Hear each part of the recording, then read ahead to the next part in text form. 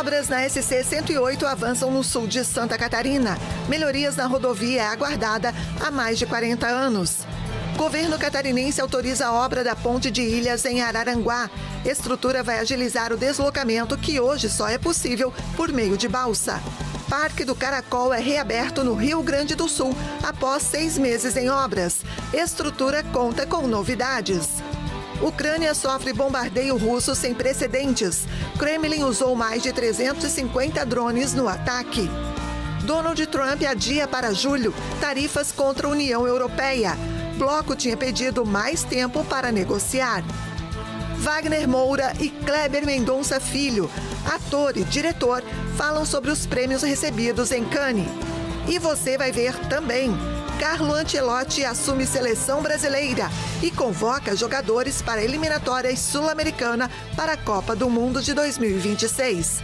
Essas e outras notícias a partir de agora no Pix News.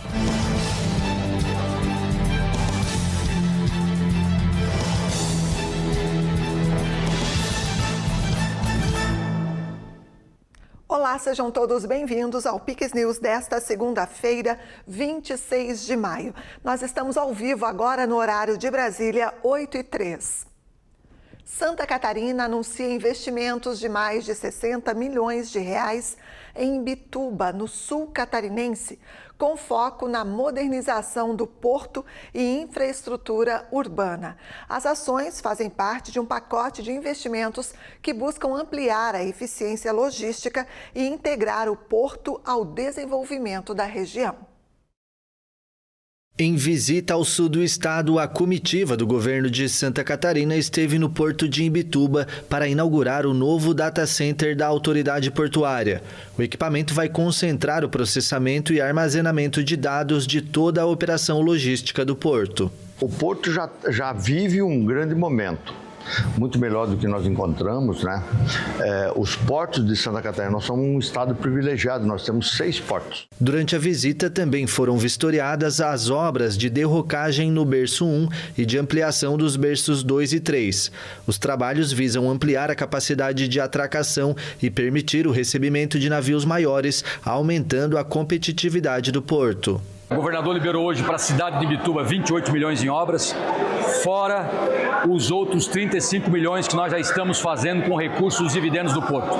É o porto com uma boa gestão, sobrando dinheiro no caixa e o lucro todo aplicado na cidade. O governador autorizou que nós pegássemos 35 milhões dos lucros do porto e aplicássemos no sistema viário da cidade. Então a cidade está ganhando mais de 60 milhões de obras, porque além dos recursos que o governador deu de maneira equânime para todos os municípios da região, Imbituba ainda tem a sorte de ter um porto dando lucro e usando esse dinheiro para obras importantes na cidade. Parte dos investimentos em Imbituba é viabilizada com recursos provenientes do próprio lucro do porto, aplicados em infraestrutura urbana.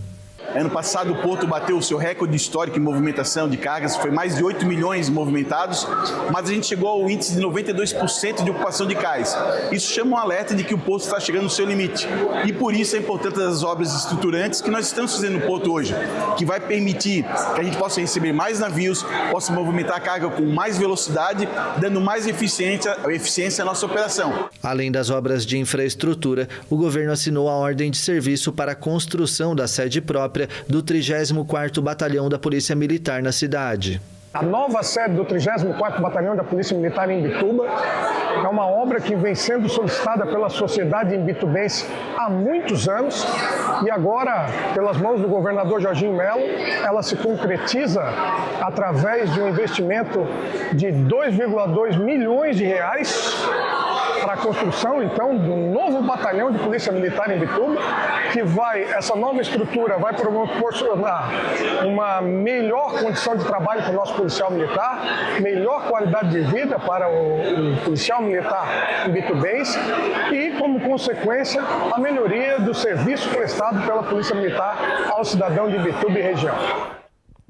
Aguardada há mais de 40 anos, as obras na SC 108, entre Praia Grande e Jacinto Machado, no sul catarinense, avançam com a colocação de asfalto novo e outras melhorias.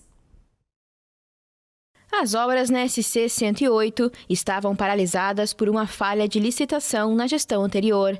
Agora, as melhorias na rodovia, que inclui nova pavimentação, deve ficar pronta até metade do ano que vem. São mais de 31 quilômetros que vão contar com 2 pistas de rolamento, acostamento, terceiras faixas, refúgio para ônibus de transporte público e escolar, drenagem pluvial, além de sinalização vertical e horizontal.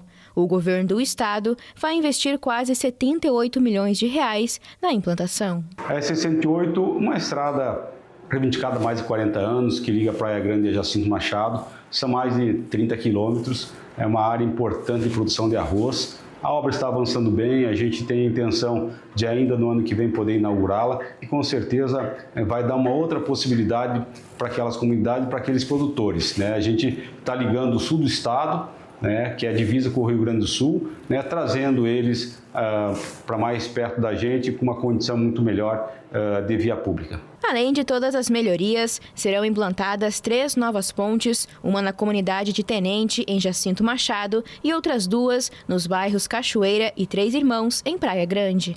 Também será executada a restauração da plataforma com passagem para pedestres na ponte já existente sobre o rio Malacara, na comunidade de Figueira, em Praia Grande. O governador de Santa Catarina autorizou a retomada da obra da Ponte de Ilhas sobre o rio Araranguá, no sul do estado. A cidade espera décadas pela estrutura, que vai agilizar o deslocamento na comunidade Hercílio Luz, que hoje só é possível por meio de balsa. Para a realização da obra, o estado vai repassar os recursos por meio de convênio para a prefeitura executar os trabalhos. A previsão é que sejam investidos cerca de 24 milhões de reais. A Ponte de Ilhas é uma ligação importante aqui em Araranguá. Ela começou há alguns anos atrás, houve muito problema. Esse é um convênio, na realidade, com o município que está executando a obra. O governador determinou que a gente pudesse auxiliar e hoje ele anunciou o novo convênio que está autorizado de 24 milhões para que o município aí sim licite e consiga concluir uma obra, que é uma obra importante de ligação que dá possibilidades àquelas comunidades a acessarem Araranguá sem o uso da balsa que hoje lá existe. O projeto prevê uma ponte entre a margem direita no balneário Morro dos Conventos e o perímetro urbano de Araranguá e a margem esquerda na comunidade Hercílio Luz e balneário Rincão. A obra vai ter 250 metros de extensão e 11 metros de largura, com 2 pistas de rolamento e um passeio para pedestres, tudo com concreto armado.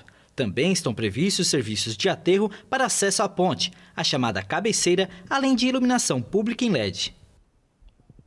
No Rio Grande do Sul foi reaberto um dos principais pontos turísticos do estado, o Parque do Caracol, em Canela. O parque estava fechado desde outubro do ano passado, quando uma série de obras foram iniciadas. Neste período de 6 meses, o Grupo Inter, que possui a concessão do parque, realizou melhorias na infraestrutura. Entre as novidades estão a repaginação do Observatório Panorâmico, a torre de 27 metros de altura, com vista para o parque e a cascata do Caracol, teve a estrutura metálica, telhados, pisos e vidros restaurados. A atração recebeu ambientação para fazer com que os visitantes se sintam como se estivesse subindo uma araucária.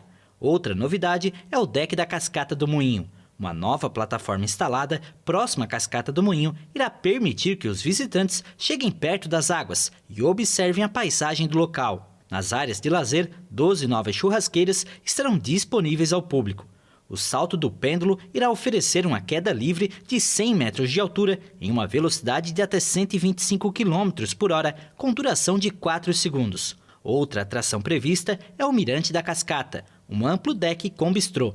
O espaço irá possibilitar que os visitantes caminhem sobre uma passarela suspensa sobre o cânion. A atração deve ser inaugurada até o final deste ano. O parque reabre agora qualificado, com uma estrutura muito mais acolhedora para todos aqueles que vierem a visitar e tem ainda uma sequência de investimentos aí pela frente, vai qualificando ele permanentemente, vai ajudar a promover ainda mais o turismo no estado e sempre com responsabilidade com o meio ambiente, porque dos 100 hectares que tem aqui no parque, 25 é que são utilizados para o turismo, os outros são de preservação ambiental. Então a gente une preservação ambiental com promoção turística e desenvolvimento econômico, gerando empregos aqui para o estado.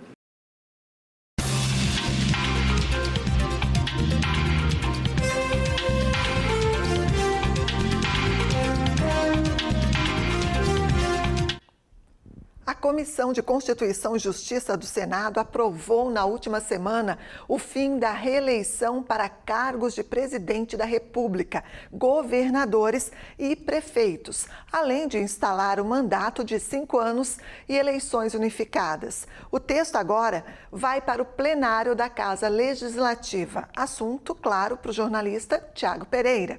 Boa noite, Tiago. Boa noite, Andréia, e a toda a nossa audiência qualificada aqui da Pix TV.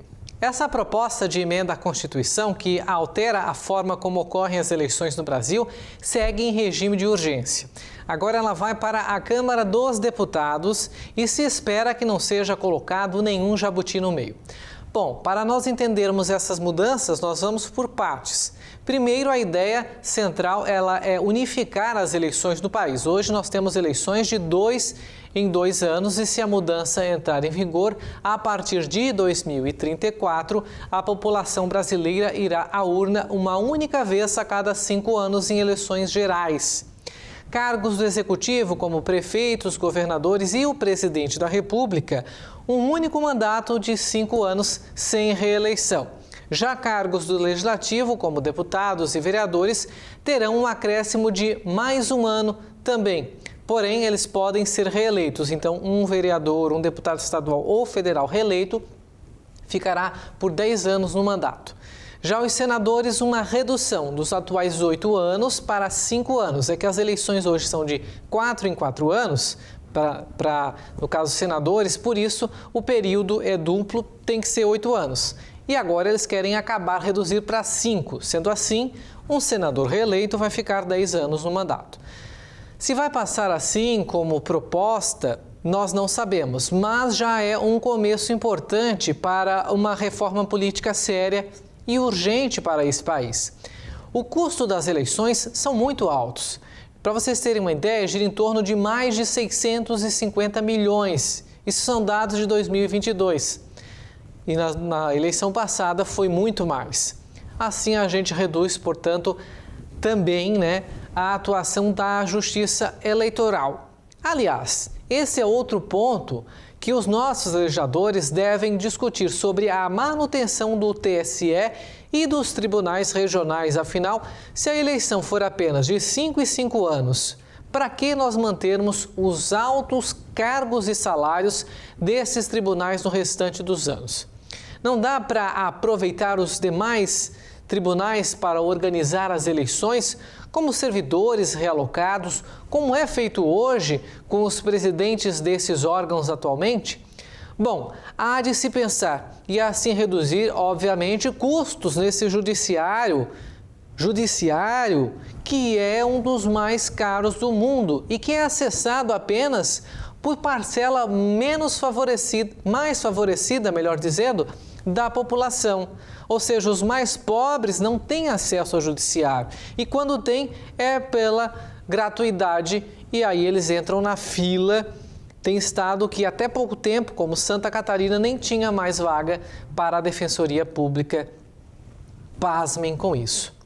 Já quanto à questão política, saindo agora do judiciário, se reduz bastante o toma lá da cá, E políticos de profissão, aqueles que só têm essa função na vida, devem repensar a carreira. Afinal, um prefeito de uma capital, por exemplo, depois de 5 anos, concorrerá ao quê? Porque ele não vai poder se reeleger. Vai para deputado estadual? Vai fazer carreira? Eu acredito que não há espaço para todo mundo. Então, há de se ter realmente uma redução do toma lá da cá, uma participação maior, redução de custos principalmente e esse fim do brasileiro ter de 2 em 2 anos as urnas numa confusão danada. É claro que aqueles que têm um pouquinho mais de dificuldade de trabalhar, de utilizar a urna eleitoral brasileira, eletrônica, vai ter votação bem maior, porque numa eleição geral ele vai votar para deputado estadual, deputado federal, vereador, prefeito, senador, governador e presidente da República. Então, há de se pensar também sobre isso, mas é uma solução para ontem. Por hoje é só, André, a audiência. A gente volta a se ver na quarta-feira. Boa noite a todos e cuide-se, vem frio por aí. Esquentar as mãos. É verdade, a gente já começa aquecendo por aqui, né? Pelas extremidades, as mãos são uma boa pedida. Agora, de acordo com os meteorologistas, realmente para Santa Catarina teremos aí temperaturas bem oscilantes no decorrer da semana, portanto a dica do Tiago é super pertinente. Vamos nos cuidar, nos proteger do frio para evitar, no mínimo, uma gripe, né? Vamos agora para o intervalo e você vai ver a seguir. Ucrânia sofre bombardeio russo sem precedentes. Donald Trump adia para julho tarifas contra a União Europeia após bloco pedir mais tempo para negociar. E ainda, Carlo Ancelotti assume seleção brasileira e faz primeira convocação para as eliminatórias. Nós voltamos em instantes.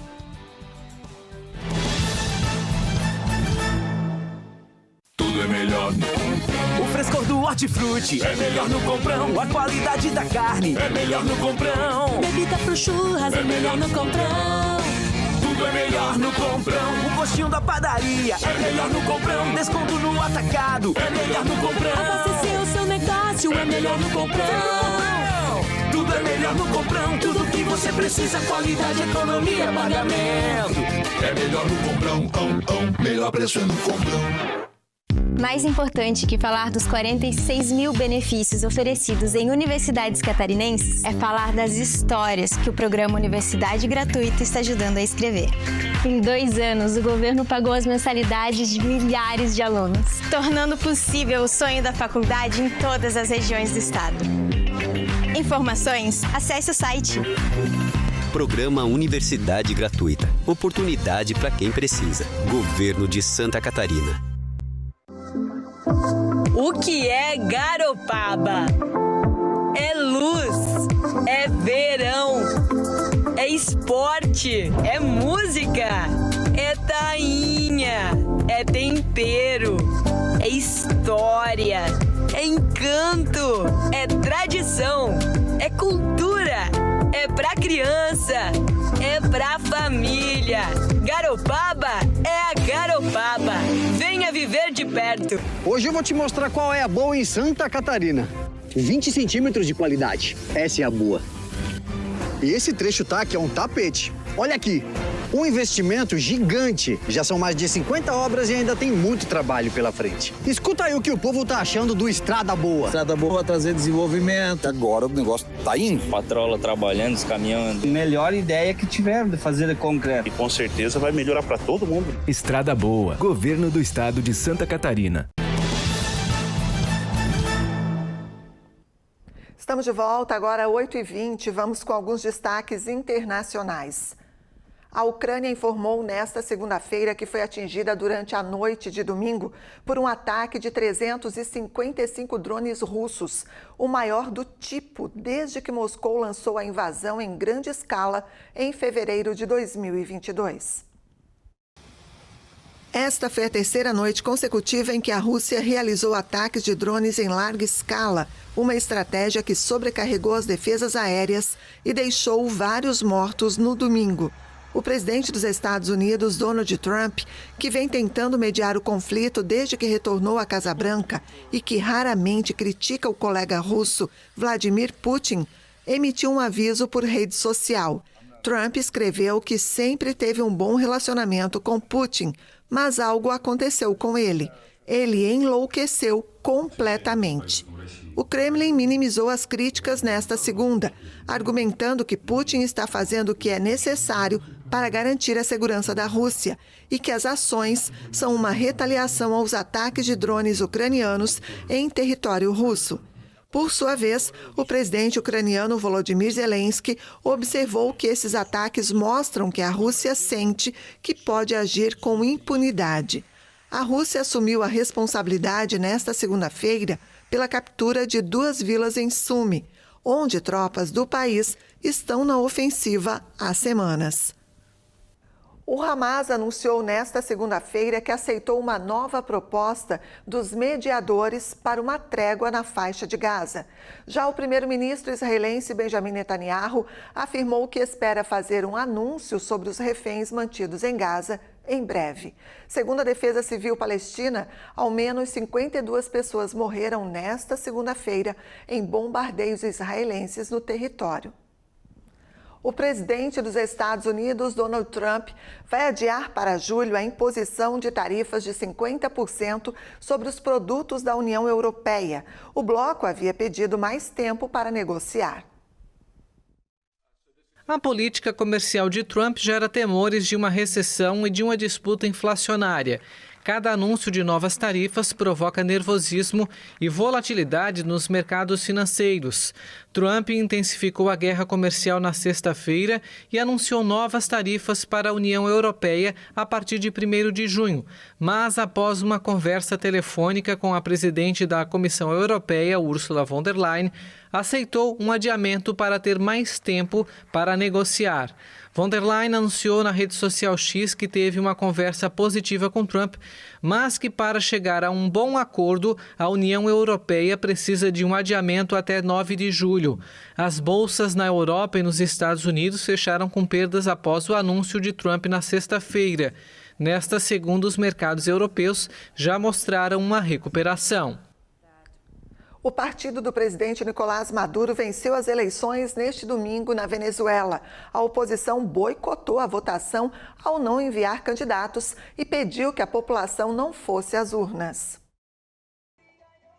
10 meses após a controversa reeleição de Maduro e a agitação que se seguiu, o chavismo conquistou 23 dos 24 governos estaduais e obteve mais de 80% dos votos nas listas parlamentares nacionais, aguardando a contagem dos votos em cada distrito eleitoral. A eleição foi marcada pela baixa participação. O Conselho Nacional Eleitoral, acusado de servir Maduro, estimou a participação em 42,6% dos 21 milhões de eleitores convocados a votar. Depois de anunciar fraude na eleição presidencial do ano passado, a líder de oposição, Maria Corina Machado, pediu aos opositores que não fossem às urnas. As eleições ocorreram poucos dias após a prisão do líder Juan Pablo Guanipa, um colaborador próximo de Machado e de outras 69 figuras da oposição acusadas de fazer parte de uma suposta rede terrorista que tentava sabotar as eleições. O governo enviou mais de 400 mil soldados para garantir a segurança, restringiu a passagem nas fronteiras e suspendeu as conexões aéreas com a Colômbia. Pela primeira vez, a eleição incluiu a votação para autoridades responsáveis por assuntos no Essequibo, o território rico em petróleo disputado com a Guiana. As eleições foram realizadas fora da área disputada em um microcírculo eleitoral de pouco mais de 21.400 habitantes, que abrange 4 cidades venezuelanas próximas à fronteira no estado de Bolívar. O governador e 8 parlamentares foram eleitos, inicialmente com um mandato simbólico, já que a Guiana administra o território. O novo parlamento inicia o mandato em janeiro de 2026. O Papa Leão XIV tomou simbolicamente posse neste domingo da Cátedra do Bispo de Roma, na Basílica de São João de Latrão, a mais antiga do Ocidente. Na Basílica, onde após a eleição, cada novo Papa comparece para tomar posse da Cátedra Episcopal, o líder católico celebrou uma missa na qual invocou o espírito da Catedral, que, segundo ele, deve inspirar a ternura, a disponibilidade ao sacrifício e a capacidade de escuta.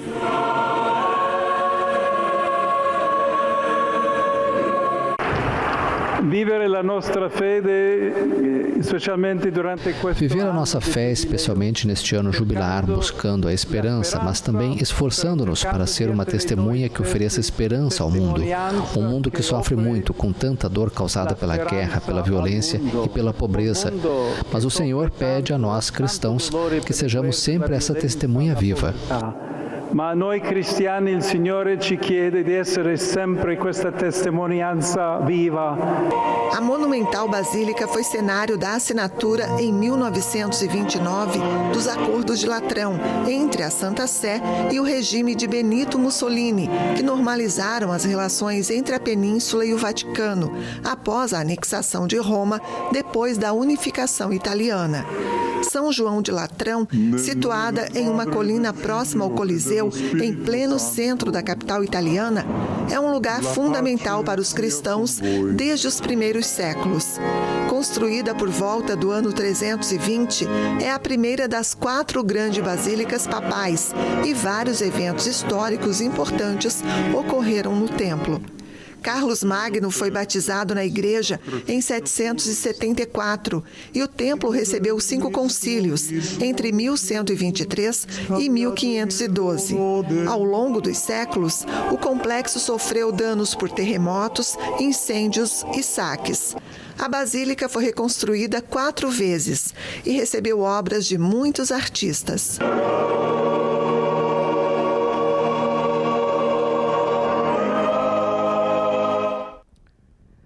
O diretor Kleber Mendonça Filho e Wagner Moura falaram sobre os prêmios que receberam em Cannes.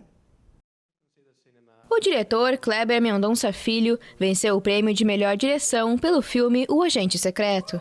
Wagner Moura, direto de Londres, participou por videochamada. O ator, protagonista do filme, recebeu o prêmio de melhor ator no festival.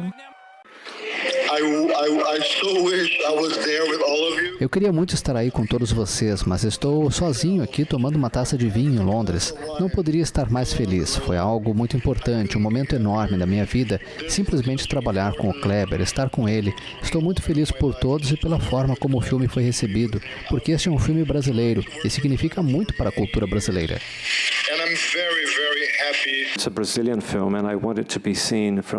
Essencialmente o filme é brasileiro, é um filme brasileiro e eu queria ser visto de norte a sul. Somos um país enorme, somos um país dividido, que é esse fenômeno que vem acontecendo no mundo, em tantos lugares divididos, e eu espero que o filme fale com todos.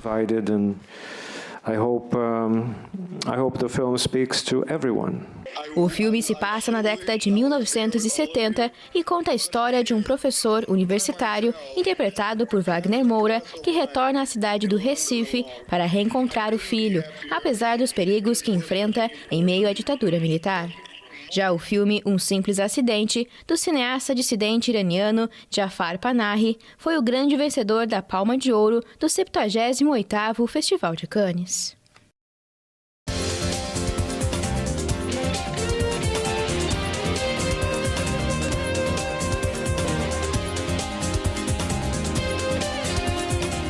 Agora sim, Promessa é Dívida, momento do esporte com Vinícius Pacheco, que já está por aqui. E claro, a gente vai falar de Brasileirão Série A. Até porque ontem, domingo, ocorreu um duelo entre o líder e o vice-líder com polêmica. Inclusive, Flamengo venceu, né, Vini? Boa noite, bem-vindo. Boa noite, André. Boa noite a todos que nos acompanham aqui no Pix News.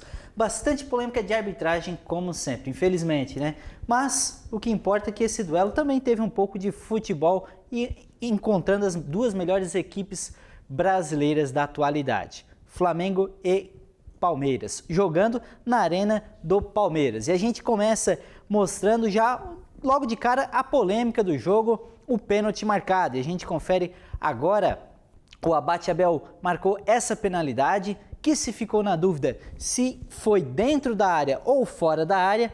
Marcado o pênalti, o Piquerez bateu e o Rossi defendeu, ficando assim o Flamengo já saindo na frente, vamos dizer assim, essa oportunidade. Logo na sequência, o juizão marcou outro pênalti, dessa vez a favor do rubro-negro. O Arrascaeta teve esse toque aí, tem-se o questionamento se foi uma força para a cobrança do pênalti. O que importa é que o Arrascaeta bateu e fez 1-0. O segundo gol do Flamengo veio com Ayrton Lucas, já no finalzinho do segundo tempo, levando a vitória dentro da casa do Palmeiras e diminuiu a diferença do atual líder Palmeiras. Quem está ali também, ali no G3, ali, é o Cruzeiro, que venceu ontem também por 2-0 o Fortaleza. E a gente confere agora o Caio Jorge fazendo o primeiro gol após a troca de passes, uma boa tabelinha na entrada da área. Caio Jorge fez 1-0 para a Raposa. Segundo gol veio com Lucas Silva, puxou para a perna esquerda, mandou no canto, fazendo 2-0 para o Cruzeiro, um bom resultado jogando lá em Fortaleza. Já o Grêmio venceu em casa também com polêmica e a gente confere agora a marcação do pênalti em cima do Bright White e se tem todo o questionamento se de fato valia o juizão deveria ter marcado esse pênalti, tendo em vista que o próprio Bright White pisou no braço do goleiro do Bahia. Aí pode ser revisto por outro ângulo o lance. Tem até um certo toque da cabeça do goleiro nas pernas do Bright White, mas é bem questionável. O Bright White sofreu, bateu e fez 1-0 para o Grêmio. Jogo esse também com a torcida reclamando bastante também do time que não vem entregando aquilo que se espera do Grêmio no Campeonato Brasileiro. E o Internacional empatou e está atrás do Grêmio, ficou no 1-1 contra o Sport, que há bastante tempo não vence. Jogando em casa, o Sport fez 1-0, cruzamento para a área, e o Christian fez 1-0 na briga ali na pequena área, 1-0 para o Sport. E o Internacional empatou com o Gustavo Brado, levou para a perna direita, mandou na gaveta e fez 1-1 para o Sport e Internacional. Quem venceu, que também já estava há algum tempo sem vencer, Neymar esteve em campo também no segundo tempo, mas não fez muita diferença. O que valeu a pena mesmo foi a vitória do Santos jogando contra o Vitória lá na Bahia. A gente confere o gol do Guilherme, cruzamento para a área, e o Guilherme fez de cabeça o único gol da partida, 1-0 para o Peixe, o Santos. Agora a gente vai mostrar também o Botafogo teve a partida adiada contra o Ceará, adiado para o dia 4 de junho, isso porque por uma recomendação da segurança do Rio de Janeiro não pode ter jogos de duas equipes no mesmo dia, então já tinha o jogo do Flamengo, então foi adiado o jogo do Botafogo, que também não poderia jogar nessa semana, que tem outros compromissos. Então dia 4 de junho o Botafogo enfrenta o Ceará. Já o Bragantino estava jogando nesse momento com o Juventude, está 0-0 esta partida, ainda válida pela 10ª rodada do Campeonato Brasileiro. E a gente confere também os resultados dos jogos de sábado, e a gente mostra aí na tabela, isso porque no clássico Fluminense e Vasco, melhor para o Flusão, que venceu de virada o Vasco. Já Corinthians e Atlético Mineiro ficou no 0-0, e São Paulo e Mirassol, o Mirassol venceu por 2-0 o tricolor paulista. Agora vamos falar de seleção brasileira. Isso porque Samir Chaoud é o novo presidente da Confederação Brasileira de Futebol, a CBF. Ele foi eleito em Assembleia Geral realizada neste domingo na sede da entidade no Rio de Janeiro. O médico de 41 anos com pouca experiência no mundo do futebol foi eleito depois de se apresentar como candidato único. O dirigente chega ao cargo apesar da oposição de 21 clubes, entre eles Flamengo e Corinthians, que boicotaram a candidatura dele, lançada após a queda de Edinaldo Rodrigues. O ex-comandante da CBF foi destituído pela Justiça por suspeitas de irregularidades no acordo que o ratificou no poder. Chaoud disse que a imagem da CBF tem sido associada por muito tempo à desconfiança e distanciamento e prometeu que essa situação vai mudar. Samir Chaoud, que vai ocupar o cargo até 2029, é filho do presidente da Federação Roraimense de Futebol, Zeca Chaoud. A gente precisa acabar com esse momento de instabilidade aqui dentro da instituição. As pessoas precisam ter felicidade de trabalhar aqui para poder refletir lá fora. Que eu não estou só, eu tenho um grupo de pessoas que querem a mudança do futebol brasileiro, que querem colocar de volta o Brasil, o futebol brasileiro, de onde não deveria ter saído. O novo presidente obteve apoio de 25 das 27 federações estaduais e de 10 clubes da primeira e segunda divisões. Mas 21 clubes questionaram o processo eleitoral, não foram votar e pediram uma reforma para que tenham mais poderes em relação às federações. A primeira missão de Chaoud foi receber Carlo Ancelotti nesta segunda-feira. A oportunidade de ter um técnico, o maior técnico da história do futebol internacional, agora na atualidade, até hoje. E já tive o primeiro contato com ele, sim. E ele vai ter total autonomia para decidir o que for melhor para a seleção brasileira. Ancelotti assumiu a seleção brasileira oficialmente nesta segunda e no primeiro dia de trabalho anunciou a lista de convocados para os jogos contra Equador e Paraguai em junho pelas eliminatórias sul-americanas para a Copa do Mundo de 2026. E se tornou realidade. O maior técnico do mundo, pelo menos o mais vitorioso, um dos mais vitoriosos, Carlo Ancelotti, foi apresentado oficialmente como novo treinador da seleção brasileira e anunciou sua primeira convocação à frente de Amarelinha na tarde de hoje, no Rio de Janeiro. A lista divulgada será para os jogos contra o Equador, no dia 5 de junho, e Paraguai, no dia 10, pelas eliminatórias da Copa do Mundo de 2026. E tem um grande desafio pela frente o treinador italiano. E a lista completa você confere agora, a gente vai colocar aí na tela, começando pelos goleiros. A convocação do Ancelotti tem como os goleiros o Alisson, do Liverpool, o Bento, do Al Nassr e a grande novidade, o Hugo Souza, do Corinthians, o Neneca. Mudando, a gente agora tem também os defensores. Tem o Alex Sandro, do Flamengo, o Alexandro, do Lille, Beraldo, do PSG, Carlos Augusto, da Inter de Milão, Danilo, do Flamengo, Léo Ortiz, também do Flamengo, Marquinhos, do PSG, Wanderson, do Mônaco e Wesley, do Flamengo. No meio-campo, os convocados foram Andrés Pereira, do Fulham, Andrei Santos, do Strasbourg, Bruno Guimarães, do Newcastle, a volta do Casemiro, do Manchester United, e Ederson, do Atalanta, e o Gerson, do Flamengo. No ataque, o italiano convocou os atacantes Antony, a volta do Antony, do Betis, o Estevão, do Palmeiras, Gabriel Martinelli, do Arsenal, Matheus Cunha, do Wolverhampton, Rafinha, do Barcelona, Richarlison, do Tottenham e Vinícius Júnior, do Real Madrid. Esses foram os convocados a primeira convocação do treinador italiano. Algumas surpresas que já eram esperado, por exemplo, a volta do Casemiro, a volta também do Antony, algumas ausências do Rodrigo e do Endrick estão relacionadas também a contusões, assim como outros nomes do próprio Neymar, que também não está no melhor preparo físico. Agora, só para encerrar, uma última informação, e aí vai para todos os torcedores. Tem um craque livre na área também. Semana passada a gente falou do Modric, que havia anunciado que ia sair do Real Madrid, está sem clube. E hoje o Cristiano Ronaldo anunciou há poucos minutos, há poucas horas, que vai sair do Al Nassr, sem clube definido ainda. Cabe no seu time? Quem sabe? Já tem pessoal pedindo, tá? A contratação do CR7, e se fala muito que ele vai para os Estados Unidos jogar o Mundial de Clubes. Vamos aguardar, então, os próximos capítulos. Muito obrigado, André. Vamos acompanhando, claro. E todo mundo torcendo para ir para o seu time, né? É isso aí. Todo mundo torcendo. Obrigada, Vini. Muito obrigado. Boa noite. Boa noite e até a próxima. E assim a gente encerra o Pix News desta segunda-feira. A íntegra você confere no Pix News HD. Curta e compartilhe os nossos conteúdos por lá. Mais notícias também no site pixtv.com.br, é só acessar. Na sequência tem CinePix e a gente se encontra amanhã. Até lá. Pix TV conectando você ao melhor conteúdo todo dia.